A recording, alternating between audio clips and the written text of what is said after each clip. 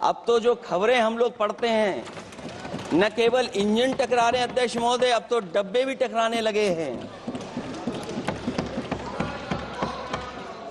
सुना है क्योंकि दिल्ली में चुनाव है,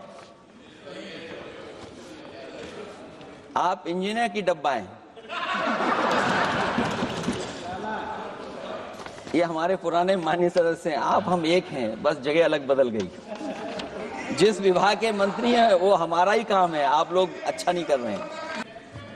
उस समय देश के प्रधानमंत्री मनमोहन सिंह जी को जब मैं पहली बार मुख्यमंत्री बनकर के उनसे मिलने गया था, मैं बहुत सारे उनके काम उत्तर प्रदेश के लेकर के गया था। आज वो हमारे बीच नहीं हैं, लेकिन कम से कम उन्हें इसी बात से याद कर रहे हैं, जो जो मैंने काम उस समय दिए थे, एक एक काम उस समय के प्रधानमंत्री जी ने मेरा पूरा कर करके, और उसका परिणाम ये हुआ है अध्यक्ष महोदय, और उसका परिणाम ये हुआ है कि आज उत्तर प्रदेश में जितनी भी मेट्रो चल रही है, चाहे वो लखनऊ की हो, कानपुर की हो, आगरा की हो, नोएडा की हो, ग्रेटर नोएडा को जोड़ रही हो, दिल्ली को जोड़ रही हो। और अध्यक्ष महोदय, जिस समय उद्घाटन हुआ था दिल्ली से नोएडा को जोड़ने वाली मेट्रो का, उस समय देश के प्रधानमंत्री एक विदेश के बहुत बड़े उनके साथ बैठ करके गए थे उद्घाटन करने। वो अगर किसी ने काम किया था पूरा, तो नोएडा अथॉरिटी और समाजवादी सरकार ने, उसमें आपकी देन कोई नहीं थी। ये बात मैं मेट्रो की इसलिए कर रहा हूं कि जो लोग दिल्ली में मेट्रो बना रहे हैं, वो बनारस में मेट्रो क्यों नहीं बना पा रहे हैं। और दिल्ली का विकास अपने आप हो जाएगा, बस ये जो भारतीय जनता पार्टी की दिल्ली वाली सरकार है वो हस्तक्षेप करना बंद कर दे। दूसरा, हमारा एक जाति जनगणना का मसला बहुत पुराना है, ये कोई नया नहीं है।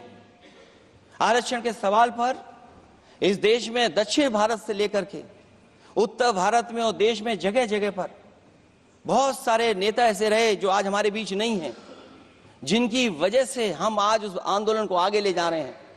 बाबा साहब भीमराव अंबेडकर जी का जो संविधान है, उसके तहत जो हमें हक अधिकार मिले हैं, आरक्षण की व्यवस्था है, उस व्यवस्था को और मजबूत बनाने के लिए जाति जनगणना होना चाहिए।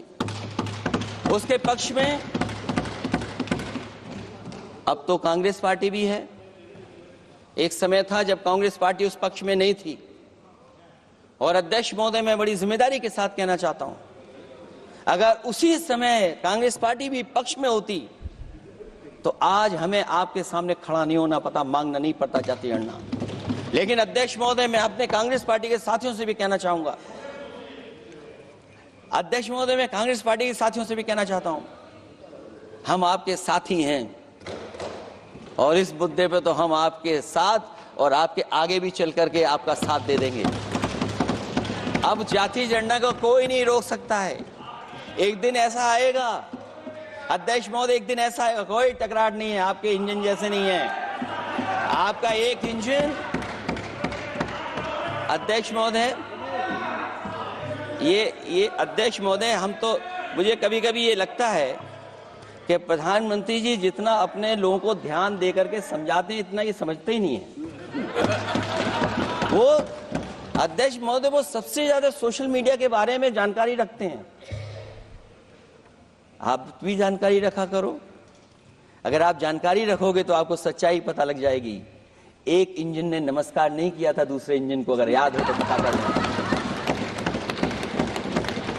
और ये बात अगर छिपी हुई हो, ऑनरेबल मेंबर, अध्यक्ष महोदय, अभी तो समय